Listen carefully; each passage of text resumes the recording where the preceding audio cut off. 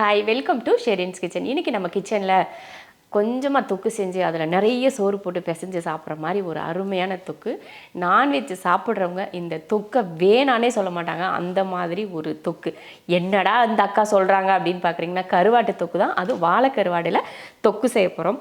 நிறைய கருவாடு போட்டு தொக்கு செய்யணும் அப்படின்னு சொல்லிட்டு இன்றைக்கி நிறைய கருவாடு, ஒரு 12 துண்டு கருவாடு எடுத்து வச்சுருக்கேன். இன்றைக்கி ஒருத்தருக்கு 2-3 கருவாடு சாப்பிட்ணும், அந்த மாதிரி எடுத்து வச்சுருக்கேன். உண்மையாகவே கருவாடு நான்வெஜ் சாப்பிட்றவங்க கருவாடு கண்டிப்பாக சாப்பிடுவீங்க.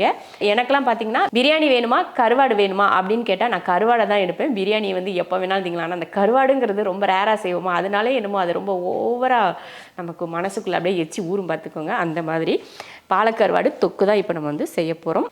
நல்ல கருவாட்டில் இந்த மாதிரி இதெல்லாம் இருக்கும் பாருங்கள். உள்ளே இந்த நடுவில் இருக்கும் குடல் மாதிரி ஒரு கருப்பாக நமக்கு இந்த பக்கம் பார்த்தோம்னா தெரியும்.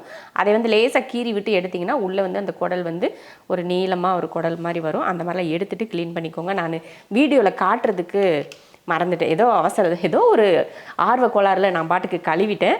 அதனால் அதை காட்ட முடியாமல் போயிடுச்சு. சரியா? இந்த மாதிரி நீங்கள் உள்ளே இருக்கிற குடல் இருக்கும் கொஞ்சம் கருப்பாக, அதை நல்லா உருவி எடுத்திங்கன்னா ஈஸியாக ஒரு இடத்துல எடுத்துட்டிங்கன்னா மொத்தமும் அப்படியே க்ளீனாக வந்துடும்.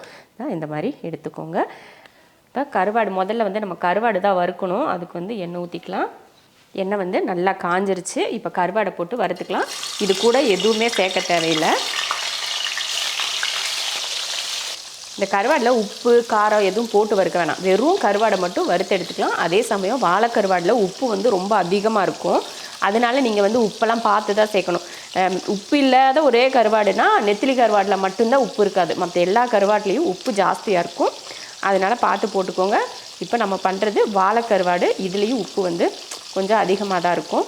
கொஞ்சம் வறுத்துக்கலாம். 2 பக்கம் நல்லா திருப்பி போட்டு இந்த பாருங்கள், இப்படி கொஞ்சம் நேரம் இப்படி வறுத்துட்டிங்கன்னா நல்லா அந்த எண்ணெயில் இந்த கருவாட்டோட மனம் இறங்கி இந்த தொக்கே டேஸ்ட்டாக இருக்கும்.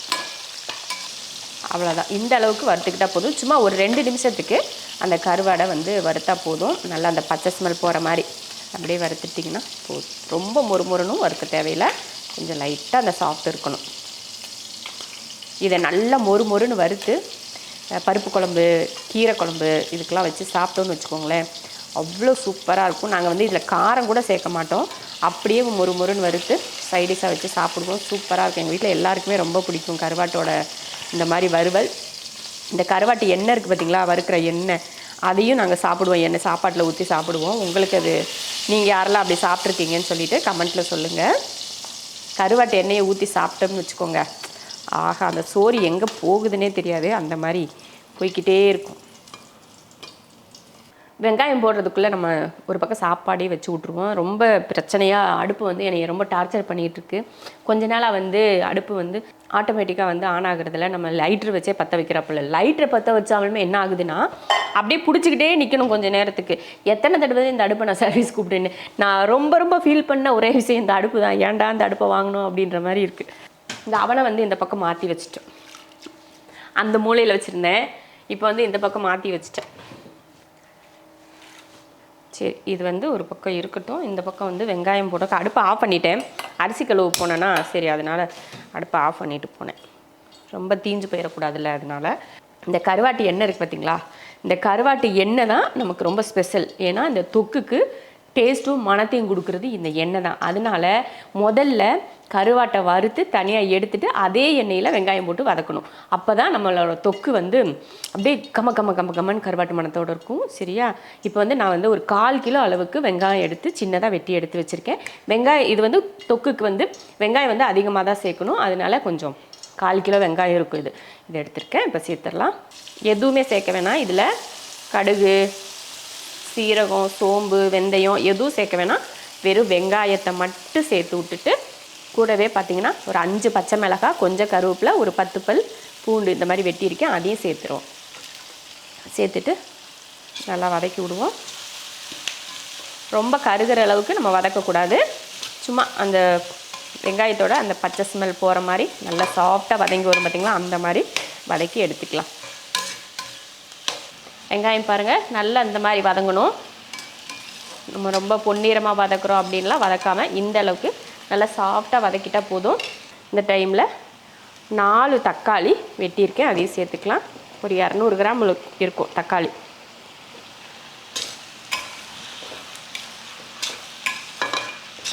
பச்சை மிளகாய் போட்டிருக்கோமா, அதனால் மிளகாத்தூள் வந்து பார்த்துட்டு சேர்த்துக்கோங்க. அடுத்து மல்லித்தூள் 1 ஸ்பூன். அது கூடவே நம்ம குழம்புத்தூள் சேர்த்துக்கலாம் 2 ஸ்பூனு. அவ்வளோதான். அடுத்து தொக்குக்கு ஏற்ற மாதிரி உப்பு சேர்த்துடலாம். உப்பு சேர்த்து நல்லா வதக்கி விடுவோம்.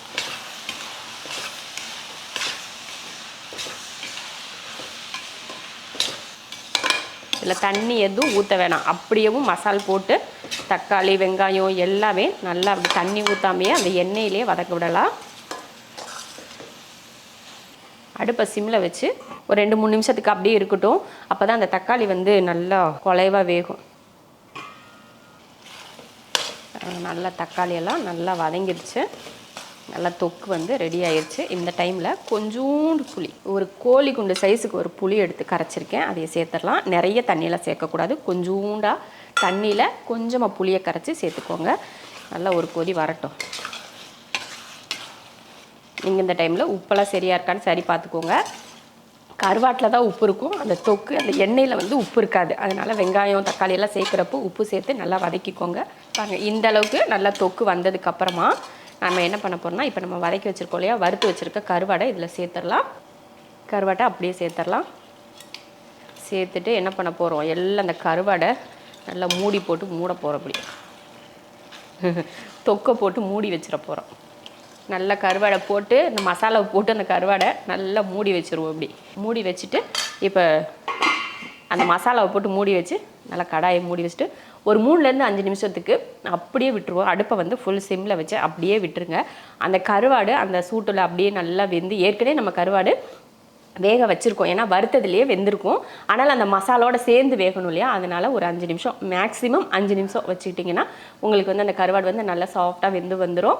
நான் அந்த வாழைக்கருவாடு எங்கே வாங்கினேன் அப்படின்னு பார்த்தீங்கன்னா, அரக்கோணம் போயிருந்தோம் நாங்கள் போன மாதம். அரக்கோணமில் அங்கே ரயில்வே ஒர்க் ஷாப் இருக்குதாம்மா, அந்த ஒர்க் ஷாப் பக்கத்தில் மாதத்தில் ஒரு நாள் சந்தை போடுவாங்களாம். அந்த சந்தையில் தான் நான் வந்து இந்த கருவாடு வாங்கினேன்.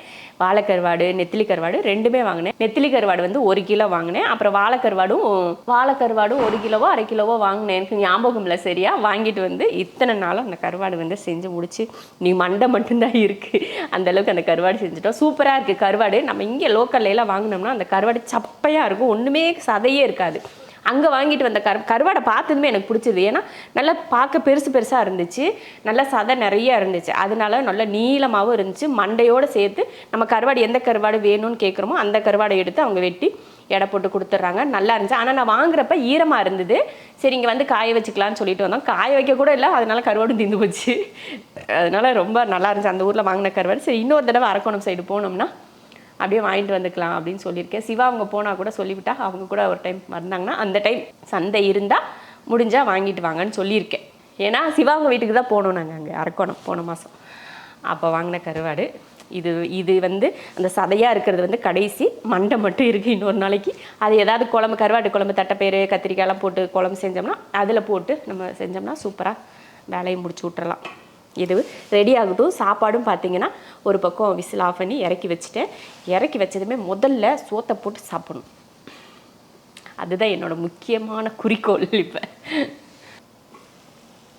அவ்வளோதான் பாருங்கள், நல்லா எண்ணெய் பிரிஞ்சு வர ஆரம்பிச்சிருச்சு. கருவாடும் அருமையாக வெந்திருக்கும். இந்த கருவாடு சூப்பராக வெந்திருக்கும். அவ்வளோதான், ஒரே ஒரு கிளறி அப்படியே மூடி வச்சுருவோம். இதுக்கப்புறம் எதுவுமே நம்ம சேர்க்க தேவையில்லை. அவ்வளோதான், அடுப்பை ஆஃப் பண்ணி மூடி வச்சிடலாம். ஸ்டீம் இறங்கினதுமே முதல்ல சோத்தை போட்டு சாப்பிட்றோம் சரியா. மல்லித்தலையை மட்டும் தயவு செய்து இதுக்கப்புறமா இதுக்கப்புறமா நம்ம இதில் எதுவுமே நம்ம சேர்க்க தேவையில்லை, அப்படியே எடுத்து சாப்பிட்றது தான். தயவுசெய்து மல்லித்தலை இதில் சேர்க்குறேன்னு மட்டும் சேர்த்துறாதீங்க. அந்த கருவாட்டோட மணத்தை விட அந்த மல்லித்தலையோட மனம் தான் நமக்கு தெரியும். அதனால் தயவுசெய்து இந்த கருவாட்டில் மல்லித்தலையை சேர்க்காதீங்க. சேர்க்காமல் அப்படியே சாப்பிடுங்க. அப்போ தான் அந்த கருவாட்டோட மணத்தை நம்ம வந்து அப்படியே மணந்துக்கிட்டே சாப்பிட முடியும் சரியா. அவ்வளோதான், இந்த சோறு ஆனதுமே சாப்பிட்றோம். நல்லா கொஞ்சம் நேரம் ஒரு 10 நிமிஷத்துக்கு அப்புறமா நல்லா ஸ்டீமெல்லாம் இறங்கினதுக்கப்புறம் மறுபடியும் அந்த கருவாடு வந்து நல்லா ஊறி இருக்கும். எடுத்து இந்த தொக்கு போதும் இவ்வளோ சோறு சாப்பிட்றதுக்கு. நல்லா சூடு அவ்வளோ சூடாக இருக்குது சாப்பிட்றதுக்கு. இந்த அப்படியே பிசைஞ்சிட்டு இந்த லைட்டாக அந்த கொஞ்சம் கருவாடை பிச்சு அப்படியே இந்த சோத்தோட வச்சு அப்படியே எடுத்து சாப்பிட்டோம்னா அப்படியே சொர்க்கம்ங்க, சொர்க்கம்.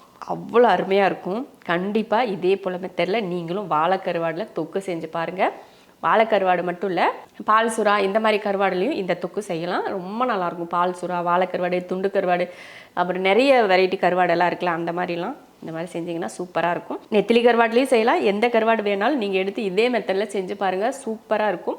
அவ்வளோதான். எனக்கு இதுக்கு மேலே பேசுகிறதுக்கு எனக்கு பொறுமை இல்லை. நான் போய் சாப்பிட போகிறேன்.